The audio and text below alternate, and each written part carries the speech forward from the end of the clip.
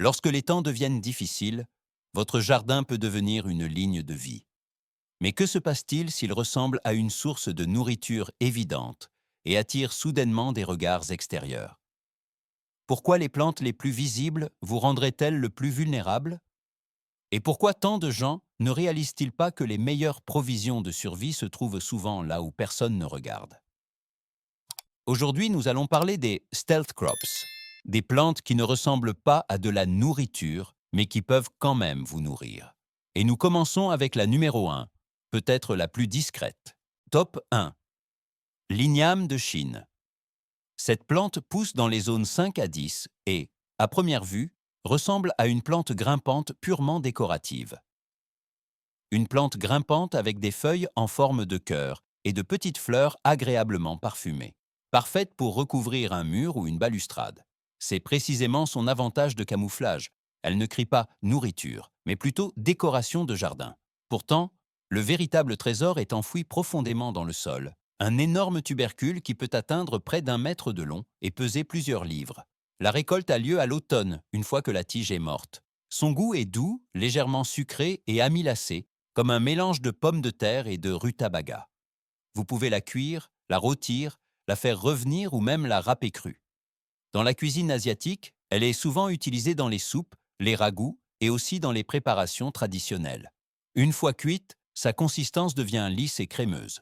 Elle fournit de l'amidon résistant ainsi que de la vitamine C, du potassium et du mangan, et peut être conservée pendant des mois dans un endroit frais et sec. De plus, elle est vivace. Une fois établie, elle repousse chaque année tandis que la tige continue de ressembler à une plante ornementale inoffensive. Top 2. Le salsifis, également appelé plante aux huîtres.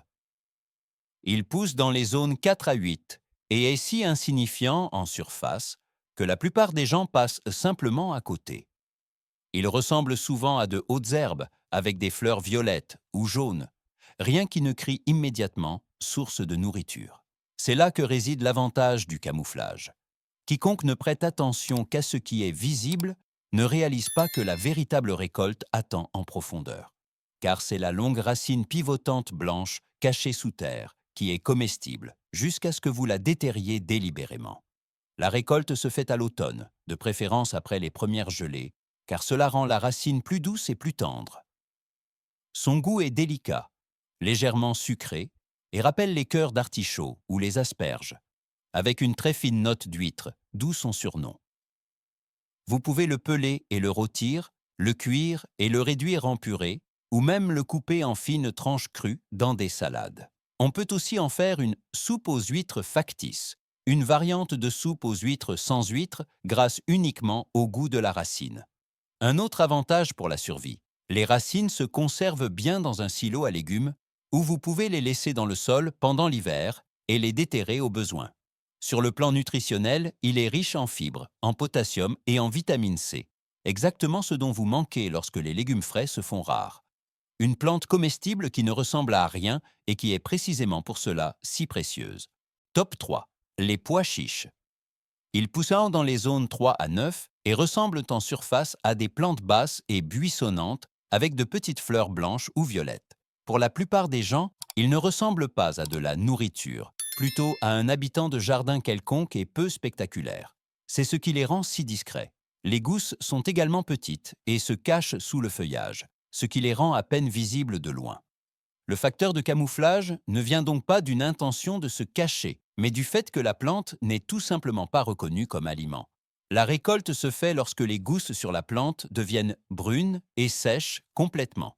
Vous décortiquez ensuite les pois chiches et les conservez séchés, un énorme avantage pour le stockage des provisions. Leur goût est doux, noisetté et terreux, exactement la saveur familière que beaucoup connaissent du houmous ou des pois chiches grillés. En cuisine, ils sont extrêmement polyvalents. Vous pouvez les utiliser dans des soupes, des ragoûts, des currys ou les moudre en farine pour faire des pains plats. Et si vous avez besoin de quelque chose de transportable, les pois chiches grillés deviennent des snacks croquants que vous pouvez facilement emporter.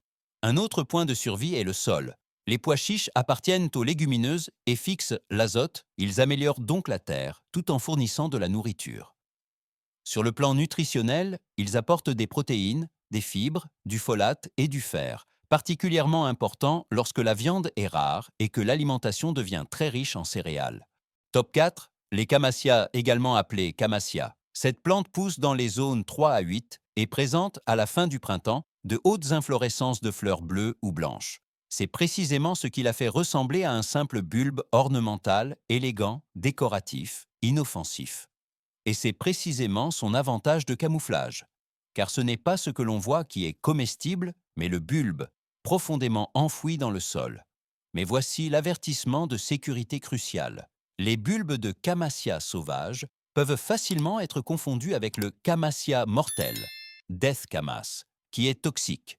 C'est pourquoi vous ne devez récolter que des camassia que vous avez vous-même plantés à partir de sources vérifiées, et ne jamais déterrer de bulbes sauvages si vous n'êtes pas absolument sûr à 100%. Pour la cuisine, il est également important de noter que les bulbes doivent être cuits longtemps et lentement. Des heures de rôtissage rendent l'amidon sucré et, surtout, digeste. Correctement préparés, ils ont le goût des patates douces ou des châtaignes rôties, avec une douceur légèrement noisettée, presque poire. Le camassia appartient à la famille des asperges et était un aliment de base pour les tribus indigènes du nord-ouest Pacifique. Les bulbes cuits fournissent des glucides complexes et des fibres, une véritable énergie de survie cachée dans une fleur que personne n'identifie comme de la nourriture. Top 5. Top 5. Oignon rocambole. Ils poussent bien dans les zones 3 à 9 et ressemblent à une touffe d'herbe ornementale, mais avec un détail étrange. De petits bulbilles se forment au sommet de la tige. La plupart des gens n'y voient rien de comestible, et c'est précisément leur avantage de camouflage. Au lieu de ressembler à un potager typique, la plante s'intègre visuellement à n'importe quelle plantation et se fond simplement dans le paysage du jardin. L'ingéniosité de son utilité réside dans sa polyvalence. Les tiges vertes ont le goût des oignons de printemps et peuvent être récoltées toute l'année. Et les petits bulbilles supérieurs sont essentiellement des mini-oignons que vous pouvez mariner, rôtir ou manger crus. La plante tire son nom du fait qu'elle marche. Les bulbilles tombent, s'enracinent et forment de nouvelles plantes sans que vous ayez besoin de replanter. Les parties vertes sont douces et oignonnées. Les bulbilles ont un goût qui rappelle les échalotes, légèrement sucrées et épicées à la fois. Parce que la plante est vivace et presque indestructible, elle fournit récolte après récolte, tout en continuant à ressembler à une simple plantation ornementale. De plus, elle apporte de la vitamine C, des antioxydants et des composés soufrés, ce qui est particulièrement important lorsque l'aide médicale est limitée. Top 6. Topinambour, aussi appelé artichaut de Jérusalem ou sunchoke. Il pousse dans les zones 3 à 9 et ressemble à un tournesol sauvage, de hautes tiges, des fleurs jaune vif, exactement ce que beaucoup classent comme une fleur sauvage décorative. Presque personne n'y pense comme nourriture, et c'est l'avantage de camouflage parfait. Car ce n'est pas la fleur voyante qui est comestible, mais la récolte tubéreuse sous terre. Les tubercules sont irréguliers, un peu noueux, et ont un goût légèrement sucré et noisetté, comme un mélange de pommes de terre et de châtaignes d'eau. La récolte se fait après les premières gelées, lorsque le feuillage meurt. Ensuite, vous déterrez délicatement et laissez impérativement quelques tubercules dans le sol, car ils repousseront l'année suivante. Vous pouvez les manger crus, ils sont alors croquants et se marient bien avec les salades. Vous pouvez les rôtir comme des pommes de terre ou les ajouter aux soupes. Un point nutritionnel important est leur inuline, une fibre prébiotique qui soutient la santé intestinale. Le topinambour est vivace et presque increvable une fois établi. Il se propage agressivement, c'est pourquoi il est préférable de le planter là où l'on souhaite une source permanente. Une fois planté, il peut vous nourrir pendant des décennies, et pour les étrangers, cela reste simplement une parcelle de tournesol dans le jardin. Top 7. Amarante. Elle pousse dans les zones 3 à 11, s'adapte aux sols pauvres et nécessite peu d'eau. Beaucoup de gens la considèrent simplement comme une mauvaise herbe, et c'est précisément ce qui la rend parfaite pour la culture furtive. L'avantage du camouflage est son insignifiance visuelle. Elle ressemble à une plante sauvage ordinaire, peut-être même gênante, pas à quelque chose qui pourrait vous nourrir. Cependant, sa force de survie réside dans le fait que presque tout y est utilisable. Les feuilles et les graines sont comestibles.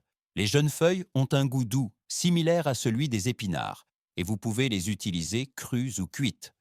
Les graines sont minuscules, mais riches en nutriments. La récolte se fait en courbant les épis de graines mûres au-dessus d'un sac et en secouant.